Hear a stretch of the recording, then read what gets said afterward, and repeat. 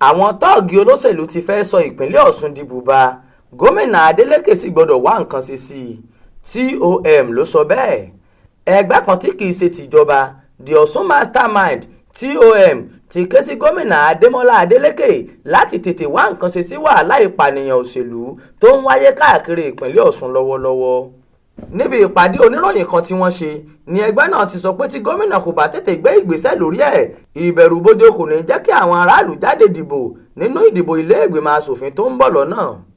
Adarí ẹgbẹ́ náà, ọ̀jọ̀gbọ́n Wàsíù Oyèdòkun, ẹni tó gbóṣùbà fún Adeleke pẹ̀lú bó ṣe bẹ̀rẹ̀ sí ní san gbèsè ìdajì owó oṣù àwọn òṣìṣẹ́ tíjọba ọ̀gbẹ́ni Arẹ́gbẹ́ṣọlá jẹ sílẹ̀ lọ́ṣun, ké sí gómìnà láti gbé ìgbésẹ̀ tí yóò fòpin sí làálùrí tó ń ṣẹlẹ̀ káàkiri náà.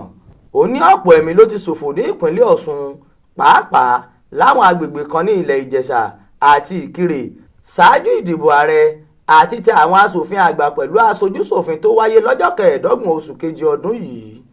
Adédòkun Àlí sọ wípé àìsọ̀rọ̀ ló fà á tí àwọn olóṣèlú kan fi ń lérí níta gbangba tí wọ́n sì ń dúnkookò má ẹ̀mí akẹgbẹ́ wọn. Ó ní tí ìjọba bá ti bẹ̀rẹ̀ sí ní fi àwọn kan jófin lára wọn ni wàhálà náà yóò ti dínkù.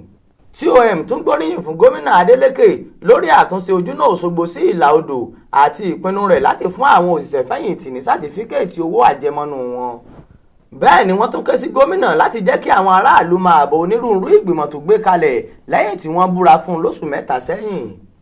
Gẹ́gẹ́ bí wọ́n ṣe wí, gómìnà Adeleke kéde lọ́jọ́ náà pé òun ti ti ẹnu àsùnwọ̀n wọ́ ìjọba ìpínlẹ̀ Ọ̀ṣun, ṣùgbọ́n kò sọ mọ́ nígbà tí wọ́n ṣí ẹnu àsùnwọ̀n náà láti bẹ̀rẹ̀ sí ní náwó. Àwọn aráàlú fẹ́ máa bọ̀ ìwádìí ìgbìmọ̀ tí gómìnà gbé kalẹ̀ lórí ìwakùsà nípínlẹ̀ Ọ̀ṣun. Bẹ́ẹ̀ la fẹ́ kí gómìnà sọ fún wa ohun tó ń ṣẹlẹ̀ lọ́wọ́ lórí ọ̀rọ̀ àwọn ọba kan tó sọ pé kí wọ́n lọ yẹ̀bá láàfin.